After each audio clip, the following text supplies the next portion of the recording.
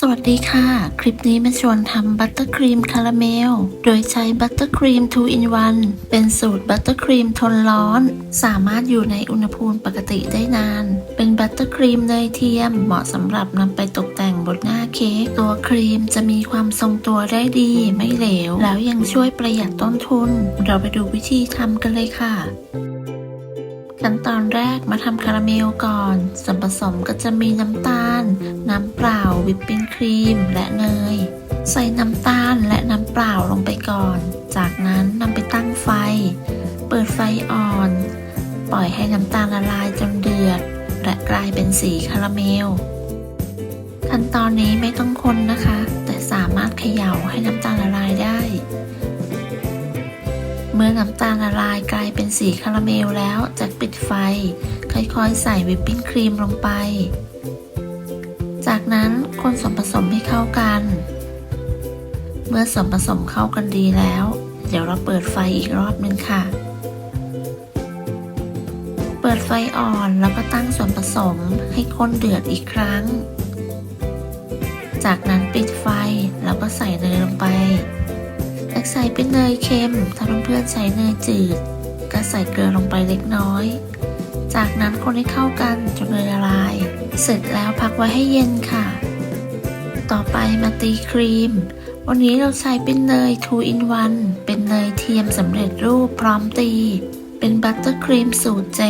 สามารถอยู่ในอุณหภูมิปกติได้นานใส่เนยลงไปในโถโดยใช้หัวตีแบบใบไม้ถ้าตีครีมในปริมาณเยอะแนะนำให้ใช้เครื่องตีแบบตั้งโต๊ะแต่ถ้าใช้น้อยๆก็สามารถใช้เครื่องตีแบบมือถือได้วิธีการตีบัตเตอร์ครีมเราจะตีครีมให้ขึ้นฟูเบาและมีสีอ่อนลงจะใช้สปีดความเร็วสูงตีรอบละ10 นาทีเมื่อครบ10 นาทีก็หยุดเครื่องปาดโถแล้วก็เริ่มตีส่วนผสมต่อโดยใช้ความเร็วสูงเหมือนเดิมตีอีก10 นาที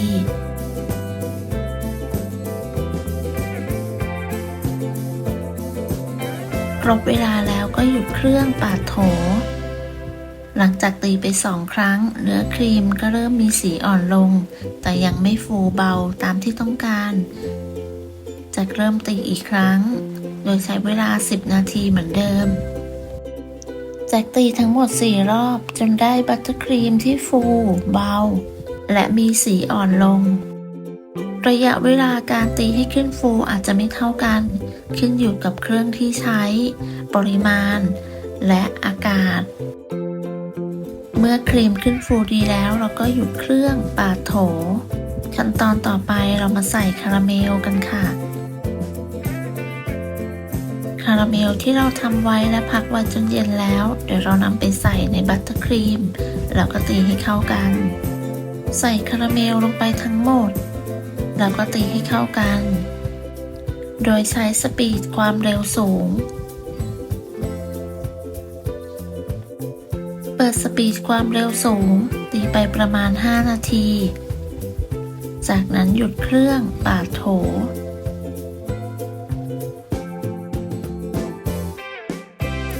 เสร็จแล้วใส่นมข้นหวานลงไป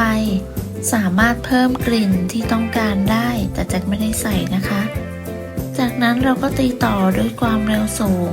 ตีให้เข้ากันอีกประมาณ5 นาทีครบเวลาแล้วก็หยุดเครื่องปาดโถ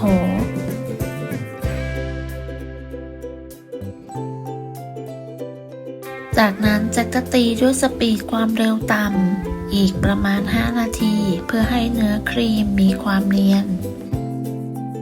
ครบเวลาแล้วก็หยุดเครื่องปาดโถแล้วก็สามารถนำไปใช้ได้เลยเนื้อครีมที่ได้จะมีความเนียนเบาแล้วก็ได้สีคาราเมลอ่อนๆเดี๋ยวเรามาลองบีบด้วยหัวบีบ 6B และ 2F กันค่ะบีบครีมได้ง่ายตัวครีมสามารถทรงตัวได้ดีเหมาะสำหรับตกแต่งหน้าเค้กและอยู่ในอุณหภูมิปกตินอกตู้เย็นได้หากใครต้องการบัตเตอร์ครีมทนร้อนที่สามารถอยู่นอกตู้เย็นได้นานๆบัตเตอร์ครีม 2 in 1 ก็เป็นอีก1 ทางเลือกค่ะ สูตรนี้ก็ยังสามารถผสมสีได้ตามต้องการ หากต้องการนำไปบีบเป็นลายดอกไม้ หรือผสมสี ก็สามารถใช้สูตรนี้ได้ บัตเตอร์ครีมคาราเมลจะเป็นบัตเตอร์ครีมที่มีกลิ่นหอมของคาราเมล รสชาติไม่หวานมาก บัตเตอร์ครีม 2 in 1 สามารถเก็บได้นาน เมื่อตีเสร็จแล้วใช้ไม่หมด เก็บใส่กล่องแล้วก็แช่ไว้ตู้เย็นก็อยู่ได้นานเลยค่ะ ถึงเวลาต้องการใช้ก็นำออกมาพักให้คลายเย็น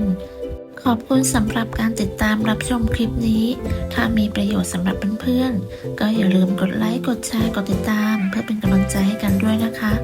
สำหรับคลิปนี้จะต้องลาไปก่อน พบกันใหม่ในคลิปหน้า สวัสดีค่ะ